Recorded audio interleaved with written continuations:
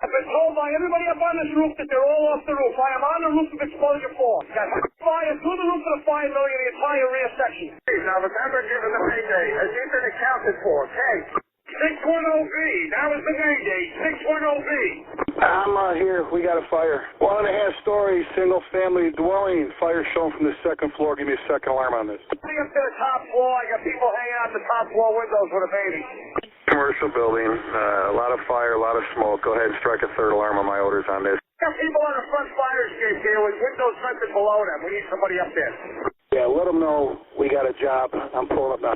Second alarm, I got a 1-story single-family frame. Heavy fire showing from the attic. So we're using all hands. We got one line stretch, fire on the 4th floor, second line being stretched. Primary searches are underway. Hey, welcome back to Old School. I'm Chief Rick Lasky, along with my best bud, Chief John Salka, and we hope that everything's going well with you and yours and that you're still loving the job. John, we need to do a little update before we get into our topic tonight. Let's talk about the Memorial Part 2 back home and the progress and where it's at. And in Washingtonville, yes. In Washingtonville. As we've spoken about many times before, we lost 5 men on September 11th out of my little community in Blooming Grove, Washingtonville, and a beautiful, beautiful memorial was designed and constructed and has now been there for over 20 years in their honor. However, as everyone also knows, is we're losing lots of people for post 9/11 illnesses, and we have lost several in our community. And we put together, designed, had constructed, and this past fall installed a post 9/11 memorial, which is a similar design to the original memorial, but a little bit smaller. And the 3 names on there. 4 names, 3 police officers and a firefighter, FDNY firefighter, and 3 NYPD officers are on there, who have all passed away as a result of their illness that was developed as a result of working at 9/11. So we're very proud that we're able to honor those men, and obviously any future deaths that may arise out of that same situation. So it's progress. It's sad progress, but it's progress, and we just feel good about honoring people, even though it's happening decades after the event. Well, and I think what's, I want to say kind of sad is the attention to those we're losing, the EMS workers, the law enforcement officers, and firefighters post 9/11. It's I guess it's losing its traction a little bit. Unless people bring it up, unless people talk about it, unless somebody posts something, we're kind of almost, we're losing that. And people are leaving us and passing away, and it's kind of like, well, nobody says nothing. You know, there's the drama isn't there, which it should be, because they were there, they either on that, they either worked that day or they worked the pile forever. Right. Were exposed to toxins, to poison, everything else, to carcinogens, and whatever the illness they have, because I think it's not just cancer related. No, there's a whole large, it's a large list of illnesses, and it actually grows each year. Other new ones are included in the list as a result of large numbers of men and women from those emergency first responder groups developing those illnesses. You know, I'm not in a position to explain why that's happening, but I think I do understand a couple of the reasons.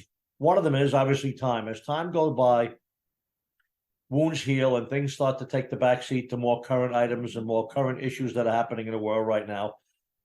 Number 2, a lot of the men and women and people, whether they were the folks that operated the World Trade Center, whether they're the families of the men and women that died that day, or whether they were the people that were rescued and just New Yorkers and Americans that were around when it happened. Those people are all getting much older, and a lot of them are passing away and dying because it's 20 years ago. If people were in their 60s, now they're in their 80s, or maybe they're gone. And the other thing is, a lot of people who are in mainstream America now, a lot of 20-somethings were kids that were 1 or 2 or 3 or 5 or even maybe 10 years old, and now they're 30 years old and they're working somewhere for an insurance company or a police department or a fire department or wherever. They weren't even really conscious of 9/11. It's not something that really happened in their conscious memory. Maybe it happened when they were 5 or 9 years old or 1 year old. And so we have growing numbers of people that really are not connected to 9/11. They really weren't there. They, and you start to put those things together, and you realize that there's a lot of people that were around for the event that are no longer around, and there are a lot of people around now that may not have been around or may have been very young when it happened, and they're sort of just disconnected by virtue of their age and the fact that it was over 20 years ago. So the main thing is when the date rolls around, when September 11th rolls around every year, the press is still very responsive, and most fire departments and police departments and first responder agencies are very responsive, and there still are plenty of memorials and remembrances that occur on or around September 11th, which is fine. My opinion, of course, which is fine.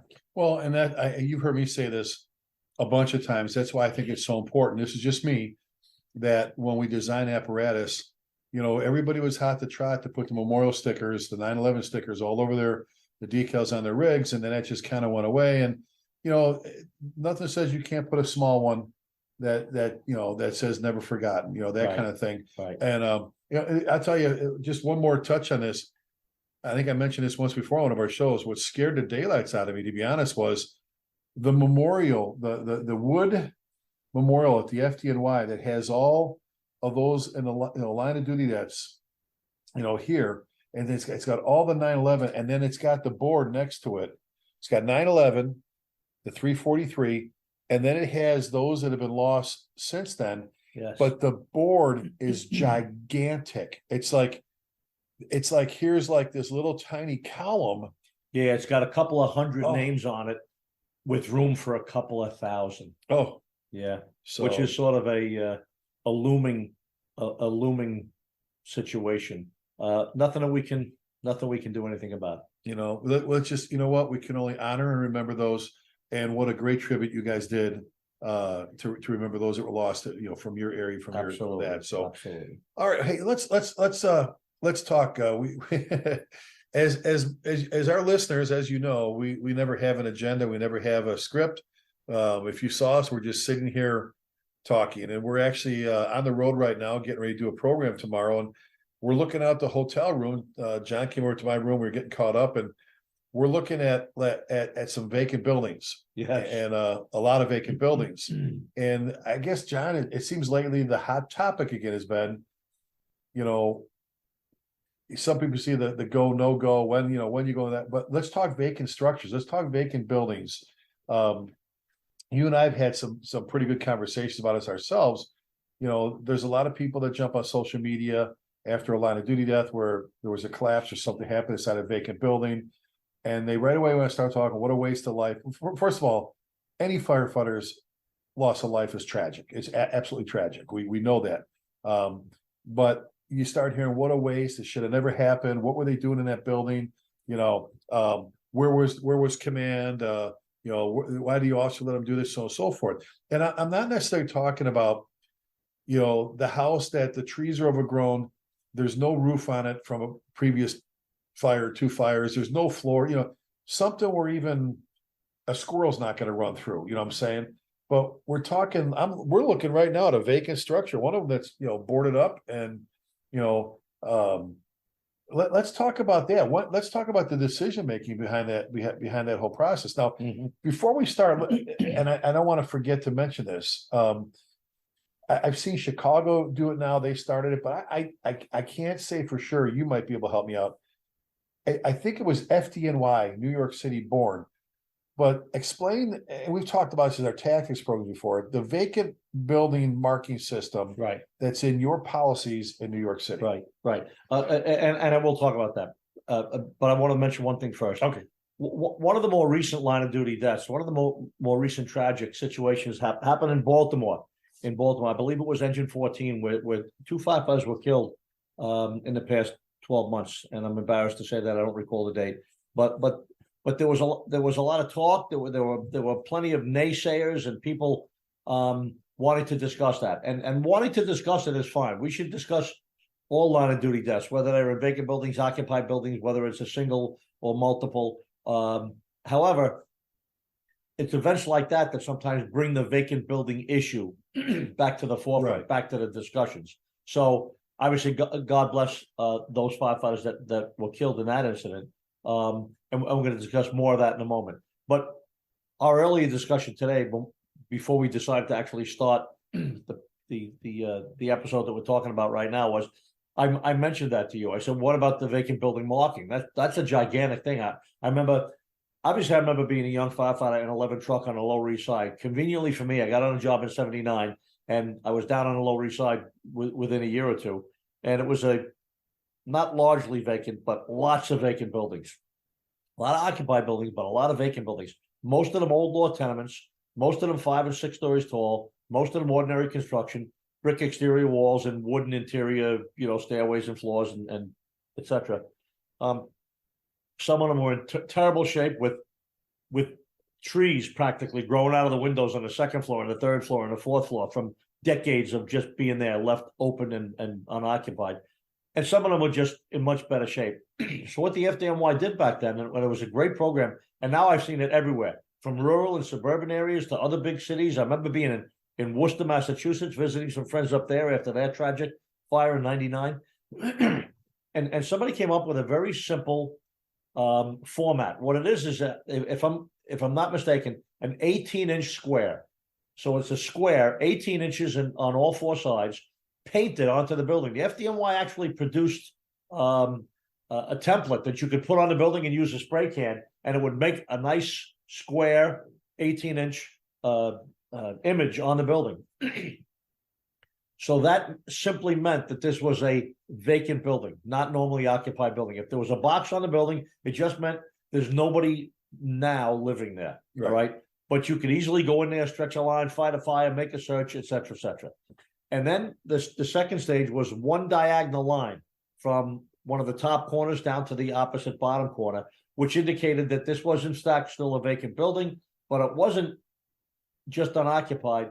There was some damage to the building. There was some dangerous conditions inside, maybe some holes in the floor, maybe some weakened, structural members here and there. And then there was the X, which means a diagonal line going in both directions. So now we had an 18-inch box with an X through the middle. And that meant, do not go in this building. This building is in such terrible condition, structurally, so defective, that we should not be in there to fight the fire. I tried successfully, I must say, on several occasions, not numerous, but several occasions, to keep people out of those buildings. You need a strong incident commander. You need somebody to say, no, we're not going in. And a strong incident commander doesn't have to be a battalion chief. I could be the first arriving lieutenant saying, hey, fellas, no, Tommy, Mary, stop. We're not going in. Get that line back out here. It's got the X on it. We're not going in. So whether it's the first arriving engine officer, whether it's a captain, whether it's a lieutenant, whether it's a battalion chief, that X in that box on a vacant building is there to save our lives. And we know there's all sorts of stories about what could be inside. There could be somebody inside, and et cetera, et cetera, et cetera. That rule is there to be enforced. And we're not even talking about the rare example where you might see somebody right inside the door or right inside a window where maybe a slight exception has to be made where you could reach in or maybe make a short entry to do that. But for the most part, that's a pretty absolute. We're not talking rule. About, tragically, we have a serious homeless problem in our country. We're not talking about the homeless person that's sitting inside a doorway trying to stay warm. Right. That's right there. We're talking a building that's just all crapped up. And so with the X means we're not going in, and you should really stand by that. The one line across means we get some damage inside. So while you're advancing through, whether you're walking or crawling through to make a search, whether you're up on the roof, we added RO next to the box, meaning roof open. So at a previous fire, we did get in there. We did get to cut a hole in the roof, and guess what? It's a vacant building. Nobody's going to repair it. There's nobody come and put a piece of plywood and new roofing on there. Now we know at the next fire that the roof is even open. We don't even have to go up there and look at that. So some of these things, we're talking about a can of spray paint that can save a firefighter's life, right? If the officers that pay attention to and find the conditions, put that up there, and they display that X, or they display the RO next to the X with 1 or 2 horizontal slashes in it. And then, of course, the later arriving officer on other dates and future situations where maybe there's smoke showing and things like that. Now, that doesn't mean if there's a little bit of smoke coming out of the first floor of a building with the X on it, if you can look through the front door and you can see something 5 feet in, it doesn't mean you can't get to the front steps and reach in a little bit and use a hose line. We're talking about a good heavy fire condition with along with the X, those things together mean we're not going in there. So explain for our listeners, because we've talked about this as well.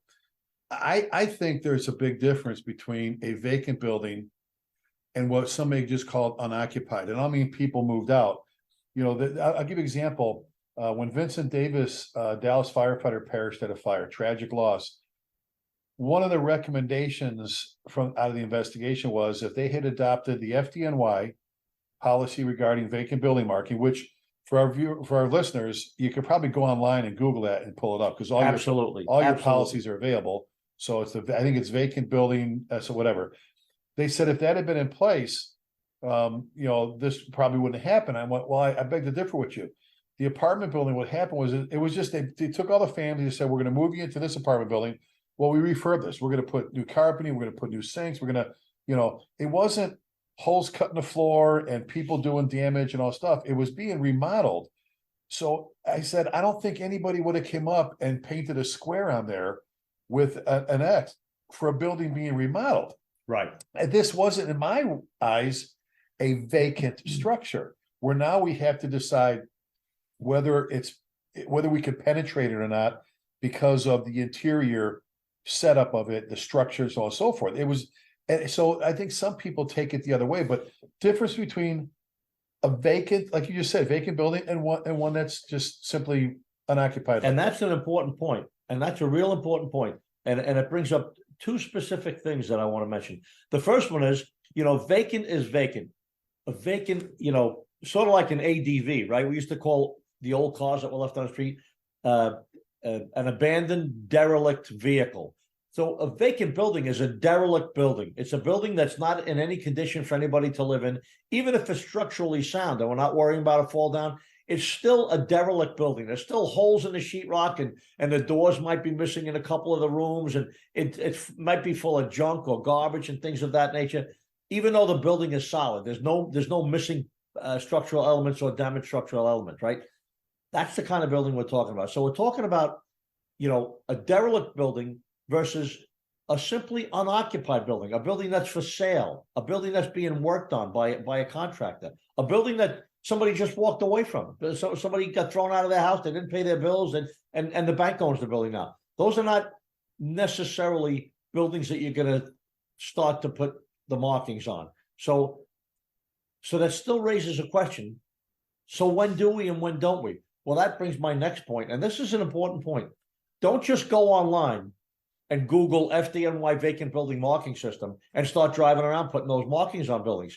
You have to develop a policy. Exactly. There has to be a written policy. And if you look up the FDNY program, there is a policy there. And you have to determine what a vacant building is going to be, under what conditions that you find that would warrant you putting the vacant building marking. Just like I said, there are some people that think that's a vacant building, but it's not a vacant building. There's some people think that building's okay, but it's not. It should be marked. Exactly. There's got to be, like you say, a format to follow, that if you check all the boxes, there you go. Right. And for most of you that work, that have a lot of homes, 1 and 2 family homes, or maybe garden apartments instead of 6-story tenements. I mean, there are plenty of empty homes in America for lots of reasons. Now, it could be an empty home on an occupied street where every other home on the street, the grass is cut and people live there. And there's that one home that the grass is a little bit longer. Only a guy comes once a month, maybe to cut the grass.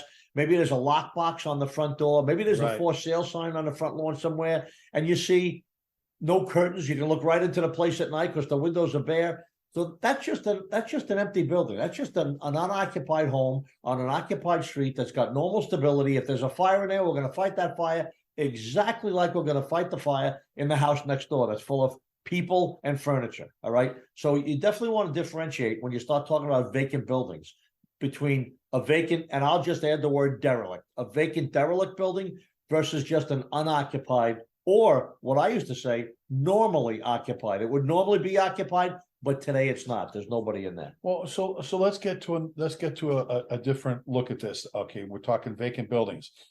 Back to the social media post that what a waste. They should never been in there and all that stuff. And when people say, I remember somebody putting in capital, it's vacant. What were you doing? Capital letters, it's vacant. What were you doing in there?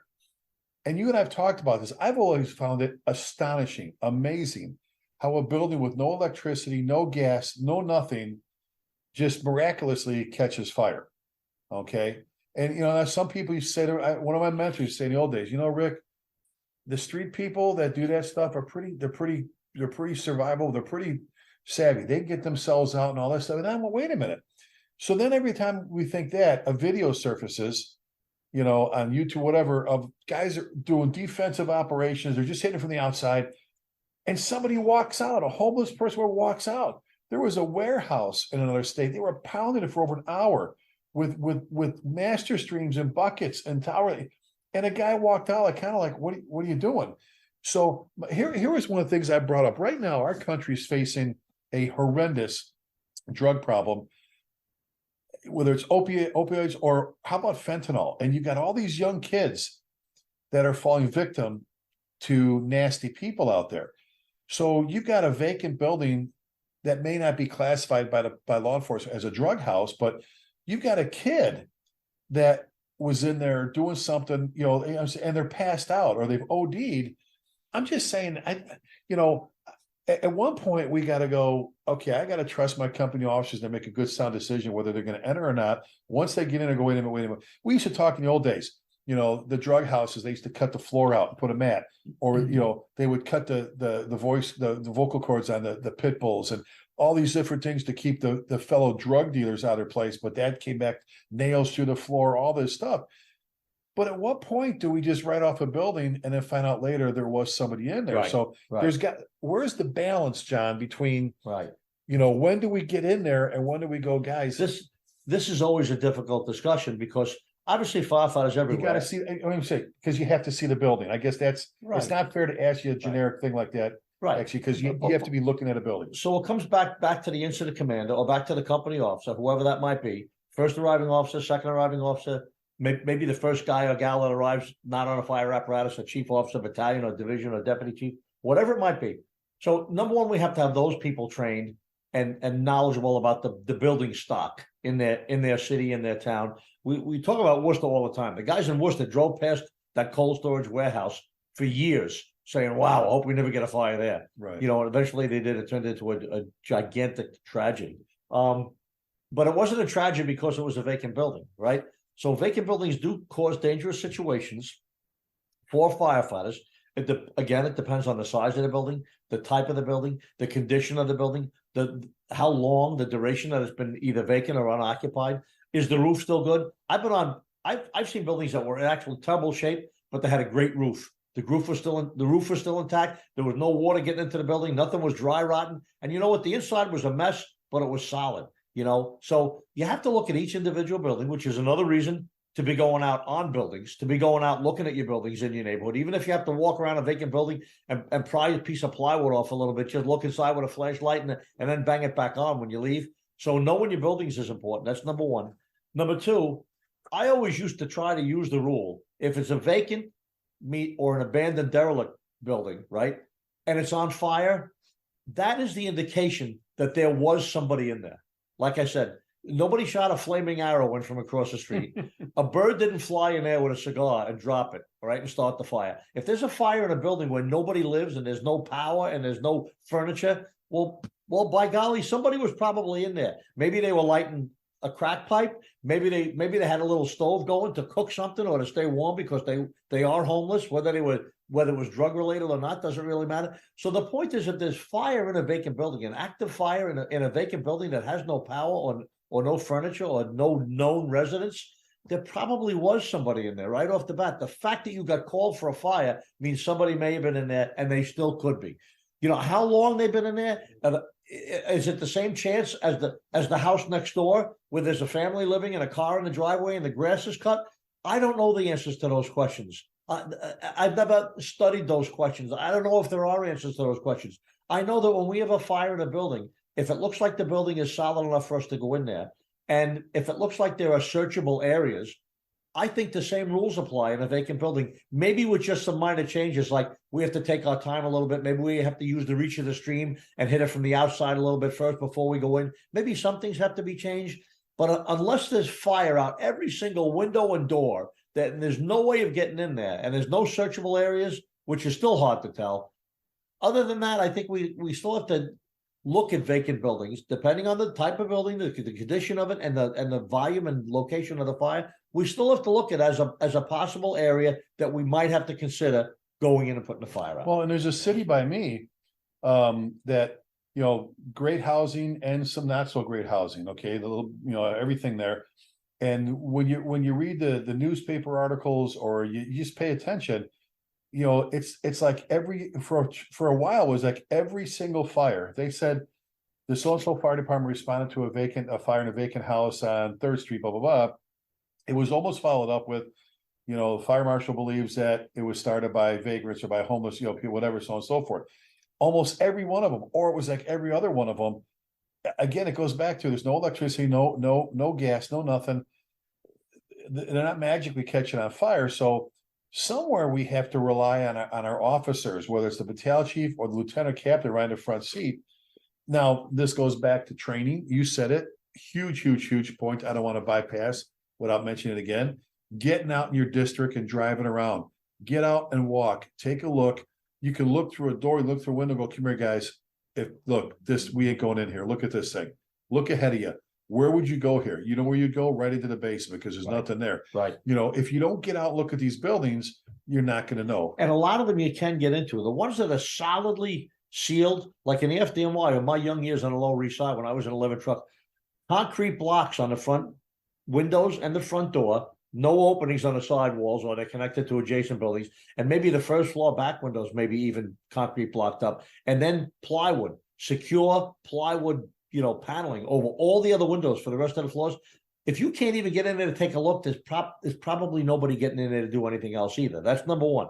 Number two, if the buildings are open, just like the place we're in today, where we're speaking from, we're doing a seminar tomorrow, and on the way in here, I was with the chief, and he pointed out a couple of big vacant buildings, old hotels and stuff where, yeah, that door is usually open right there. They get in there, and then sometimes they live in there for a week or a month or whatever. So my point is, in your neighborhood, in your response area, if you have a couple of houses or a couple of maybe old garden apartments or whatever they are, it doesn't matter what the building is, that have been breached, that are open, that are not occupied by normal tenants, but are open to the public. And if you go there for little fires once in a while, if somebody reports a little smoke coming out the front window, you get there and there's some homeless people in there, or there's a couple of kids overdosed in there or something like that. That's when you take the opportunity to look around and say, wow, look at this. Look at the sleeping bags in here. Look at this. It looks like they had a fire in here earlier. Now you know. Look at all the old mattresses they drug in here. Right. Now you may be able to turn that into either to the PD or to the housing, or somebody who may be able to come and maybe clear the people out and maybe button the place up. But if not, at least like later that night, that same day, the next day, your next shift, you come back, and now that place has a room going on the first floor. You know, hey, Lieutenant, hey, Cap, we were in here last week for an OD.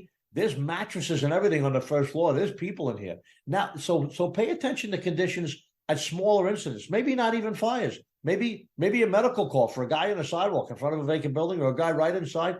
So, you know, keeping your eyes open for the conditions of the buildings in your response area while you're on duty, going on fire calls or other calls or water leaks, or even the building next door.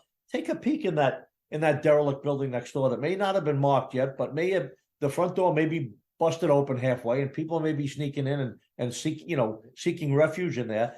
And you notice it. Like I said, you see they got a Coleman stove in there, you know, not a nice camping setup like a family would have, but you know, they're living in there. And you can see that they're living in there. And now when you get a fire a week later, you already know. It doesn't have to be any guesswork. You already know, nope, we were in there for an EMS call. There's people living in that building. And now that's going to make your mind up for you. Now you know you're going to do something different than treat it like it's empty. Well, and we're talking everything from curious kids, like when I was a kid, if there was a vacant building, I was all over it and in it and all over it. I don't know how I didn't get tetanus, how I didn't fall on nails, how I didn't fall through and break my whatever.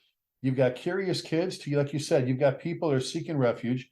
You've got, sadly, we have a drug problem in our country. So you've got drug addicts, you've got all that kind of stuff going on there. We just talked about it. All you got to do is go on the internet and read the articles where they're finding some of these kids and some of these people that are OD'd. Not everybody's sitting there going, oh, hurry up, we got a fire, everybody run out the door. Secondly, some of these people have to climb through things to get to that room where the bed is. Oh, yes. Number one, for protection, they kind of for a barrier. That's their front locked door. which it is, someone else had to climb through all that stuff. So it's not like they're getting up and running down a hallway out a door of a building that has no furniture. Some of them have to crawl around and in and through shit just to get out. So, if they're sleeping or somebody kicks something over and it takes off, maybe there's a fuel can or whatever. I think sometimes we write it off too quick that don't go into a vacant building. Again, the greatest officers you and I know are some of the safest officers you and I know. The greatest officers you and I know that are some of the safest officers that we know are some of the most aggressive at the same time. And some people can't wrap their arms around that. How could you be aggressive, be safe? That's the key to being successful in a fireground, is it not? We talk about it. The word you should be concerned with is reckless, but you can be aggressive and be safe. I used to say Louisville, Texas is a very safe, aggressive fire department. They know when to go in, when not to go in. They know when to get out. They know when, all right, this is enough. The building's shot in the head. Let's back out. Let's do this.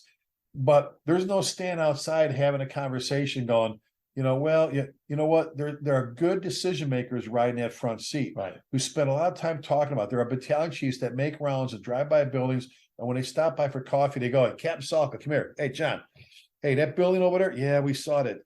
Get the guys on a rig to drive by. No. The whole side of it's all screwed up now. Go take a look at, walk them through there and get back to me what you think. You come back, Chief, I'm glad you told me. We can't go in there. We can't. Or you go, you know what? And that might be the time when you decide to get the paint. There you go. And the stencil and put that box or put that X on that building. And then that notification goes citywide. Right. It's in CAD.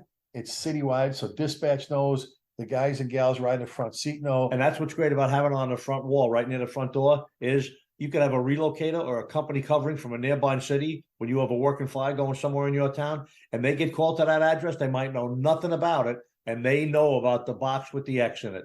They know, holy cow, oh, hold up, guys. Vacant building, bad condition, bad structural condition. Let's stay out. So there's the benefit of that simple marking system. It's just one of the elements of operating safely inside vacant buildings, but it's an important one. Well, and here's my thought as we close things out here, okay? My thought is, I've said this before, when we go out the door, every time we go out the door, we're going to fire. Best way to prepare it is every time they drop the tones, we're going to a job. I don't care if it's a false alarm at the same place again. We've killed firefighters in the United States at trouble fire alarms, running no lights, no sirens to get to a fire and burn guys to death, okay? So every time we go out the door, we're going to a fire. When we get there, there's no fire unless we say there's no fire. There's nobody in the building unless we say there's no one in the building. It's not out unless we say it's out. So that being said, that whole decision I think we need to allow the company officers the latitude. Somebody, what, if you're going to tell me that we can't even trust company officers to make good decisions, then we should just shut this thing down and be off the show. I know you don't think that way, but there's a point where you got to trust the people riding the front seat to make the decision as to whether they go offensive, whether it's defensive, whether they go heavy artillery offensive, then push their way in. And not only trust them, but train them. Yeah, trust them, train. There's got to be this point where we talk tactics, we're talking about this stuff, where we're going in. Someone's got to be able to make that decision for you. Otherwise you'll be on, the internet, you'll be in the newspapers where, 13-year-old child died, was drug overdose, was dead in the building, or the firefighters never went, or people are saying they're in there. Well, no, that's a vacant building. Again, some of the most aggressive firefighters I know are some of the safest I know. And it's think about what I'm saying, folks. They're some of the most aggressive, some of the safest. They know, they're like, their gut feeling rules the moment. They know, they're trained, they read buildings, they get out, they do stuff, they take all that we've talked about and wrap it into one person to be able to make that good decision. So, and when you get sworn into the fire department, when you join any emergency service job, what you're agreeing to, the burden you're taking on is that you're going to expose yourself to different degrees of danger and different degrees of comfort and et cetera, to provide service to the community and to save lives and property. And they don't say lives of ordinary citizens that are paying rent. They say lives and property. It's everybody. Everybody gets the same chance at staying alive. And I say this proudly. When the FDNY responds to a building fire, if you're inside there, you got a really, really good chance of being alive when it's over. FDNY firefighters and officers are aggressive. They're smart. They're well trained. we respond quickly and rapidly and have assignments and take care of our tools and we don't do duplication of services. Everybody goes somewhere else that somebody else isn't there. We have guys that go to the roof, first do and second do, that go different ways to the roof to make sure one of them gets there in case the other guy has a hard time going up the adjacent building. My point is, everybody gets the same treatment. Good, bad, and otherwise. It doesn't matter how big you are, what color you are, what language you speak, or where you're from. If you're in a building in New York City and there's a fire, there's a great chance that it's an FDNY firefighter who's going to get his hands on you and drag you out. And whether it's in a vacant building, whether it's in an occupied building, whether it's a normally occupied building that nobody's home, a building for sale, a building with no windows, whatever it is. And we have to explain that to our people, our new people, and actually, sadly, some of our more senior people and some chiefs in some fire departments that has to be explained. No, you just can't write off a vacant building because it didn't start on fire by itself. Somebody might still be in there who deserves some attention. They deserve to be looked at. We don't want you to be jumping over holes in the floor and swinging in there on a rope or anything like that. But, searchable areas should be searched. Let's say that. Well, and, you mentioned the FDNY. We all know exactly what you said is 100% true. There's departments like we've talked about, Wichita, Kansas, Stockton, California, Louisville, Texas. There's a bunch of Fort Worth. There's a bunch of places that employ the colony with Scott Thompson. Absolutely. His guys, they employ that same philosophy, man. Yep. You know what? What does Scott have on the mud flaps of one of his engine? We will come for you. I think that's how it is. We will come for you. It doesn't say we'll come for you, but it depends on the following list of things. Right. It doesn't say part 2 to follow. It says we will come for you. And some people think that's corny. I think even a couple of his guys thought it was corny. I think that's, you know what? You want to get in someone's face? There it is. We're going to come for you. That's it. You call us, we're coming for you. So anything to add on vacant buildings? I think we covered. You know what? We really did. I just want to reiterate the one point I made earlier. If you want to talk about vacant buildings, if you want to think about doing them right, you put a group together and get a vacant building operational policy. Get it down. Start talking about what you want to do, what conditions you want to look at, if you want to mark them, et cetera, et cetera. It'll help you. It'll help you do it right. Well, if they want to get a hold of you, best email? chiefjohnsalka@gmail.com. And I'm Chief Lasky at gmail.com. And one thing I want to mention before we close this out, it's an article I submitted about paying it forward. It's based on a show we did from Firehouse to Firehouse. Wichita West, my volunteer fire department, great group, great chief, Ryan Fetzer, great guys and gals. You donated a ladder truck to us, which is incredible. Sorry to the guys back at South Blooming Grove. You're not getting it back, guys. You're not getting it back. Not happy about that. In fact, this year, the second year we had the ladder testing, it got faster. I don't know how that happened.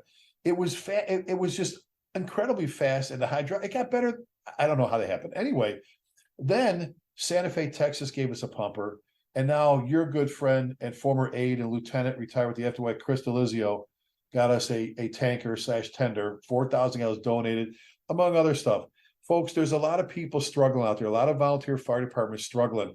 COVID killed a lot of budgets, it killed a lot of fundraisers and things like that. If you've got something that you can, their department's waiting, 2 years, 3 years for a brand new pumper. If you've got a tool, if you've got an axe, if you have a Halligan, if you have an engine, an ambulance, some turnout gear that's still good, whatever, I swear to God, there are departments out there that can use it.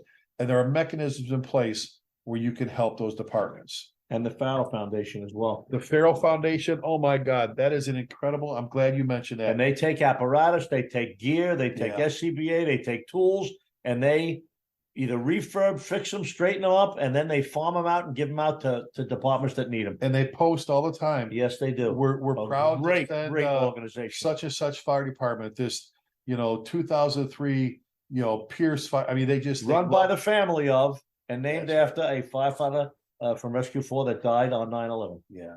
So pay it forward, pass it on. Tell your friends about Old School. Again, we're just sitting, talking, having a conversation. We hope we get to see you at a conference in the future. We end all of our episodes with a couple statements that we never forget to throw in there. One is, please keep the men and women of armed forces in your thoughts and prayers. And most importantly, never forgetting means just that, never forgetting. Be careful. We'll see you next time. God bless you. Bye-bye.